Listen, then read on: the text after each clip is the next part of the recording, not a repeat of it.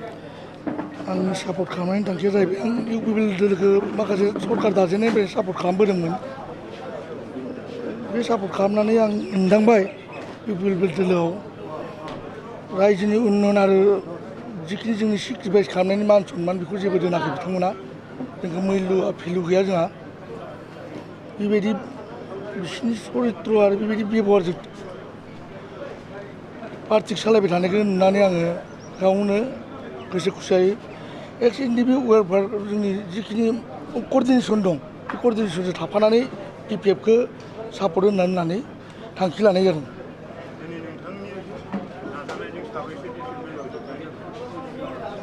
बेखौथ' बिपिएफ दोलोआव जगदान होनना बुंनाय नङा जोङो कर्डिनेसन एनडिपि एक्स एनडिपि कर्डिनेसन दं जों बे कर्डिनेसन सापर्ट दं बेजों जों कर्डिनेसन माबा थानानै हाबफाना थानानै माबाखौ जों मा होनो जों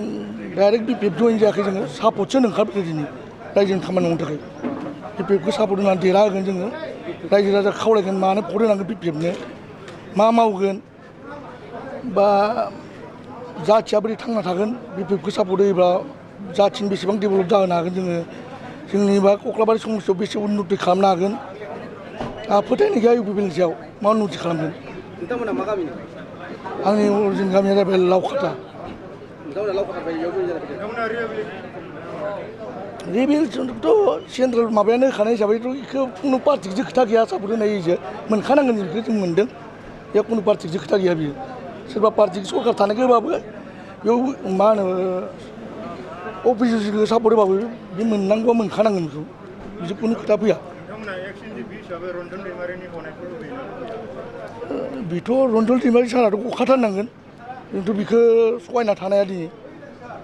जिखिनि जोंहा एनडिपिनि रन्जल दैमारि सारजों लोगोसे जिखिनि सोद्रोमाफोर दं हाइ लेभेलानो जा गाहाय लेभेलनियानो जा बिथांमोना गासिबो उदां अख्राङाव फैनांगौ सोलायनायनि मुंजों दिनै सरकार गठन खालामदोंमोन प्रमद बर'आ गिदिर गिदिर खोथा बुंदों बिथांनि बुंनाया खुगायावल' बुंनानै दं आंथ' बिथांनि बुंनायजों गोरोबनाय खामानि मावनाय नुवाखै दिनै आं बिनि सिङावनो हाबनानै नायदोंमोन इउपिपिएलजों बहुद सापर्ट जेनेबा सिङाव थाफाना आं खामानि मावदोंमोन दिनैथ' मोनसेबो खामानि मावनाय नुवाखै मोजां खामानि नोंथाङा बुंदोंमोन न'खर साखरि होगोन नाथाय नोंथांमोनहानो बारग' एनडिपिफोरानो जेबो सुबिदा मोनाखै आरो नोंथांमोननि समस्यायानो समाधान जायाखै बिनि बेलायाव माबायदि समाधान खालामनाय साख्रिनि खोथाखौ दोनथ'बा मोजां जागोन बेनिफ्राय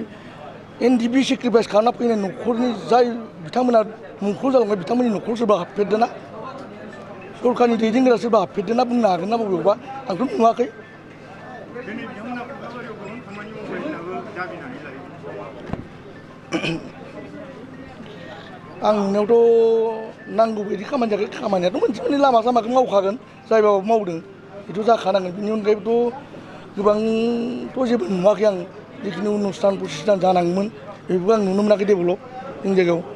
नोंथाङा सासे बारग' एनडिपिनि सोद्रोमा आरो नोंथांमोनानो बर' हारिखौ सेफगार्ड होबोदोंमोन दा दिनैनि समाव बर' हारिनि माखासे समस्या खोब गाज्रि बर' हारिया अलखदनि लामाजों बेनिखायनो फैबाय थानाय बिसायख'थियाव जिथुखि नोंथाङा बिपिएफ दोलोनि बिजाथि शंकर बसुमतारी बिथांखौ देरहासार खालामनो सापर्ट होनो थांदों बे समाव बिथांनि जानानै सारा कक्लाबारि रायजो राजानि सिमा फरायदों आं नैबेखौल'सो खावलायगोन कक्लाबारिनि रायजो राजाफोरखौ आं गुरैयै खावलायगोन मानो होनोब्ला दिनै बिपिएफनि दैदेननाय सरकार लाबोफिननो हायाब्ला खिन्थु इउपिपिएलखौ दोनबाय थायोबा बिपद दं रायजो राजाया दिनै हमना ला फरेस्ट एरिया मोनसेनि उनाव मोनसे इभिकसन खालामबाय दं दिनै भट समाव दिनै सार्भे खालामदों माखौबा माबा माबि खालामबाय थादों सोरबा माबाया फैनानै मा होनो फरेस्ट मिनिस्टारा फैदों माबा EMआ फैदों दिनै मोनखानाय खमथायाथ' जोबनायखौ जों नुगासिनो माथ' दं जोंनि आखायाव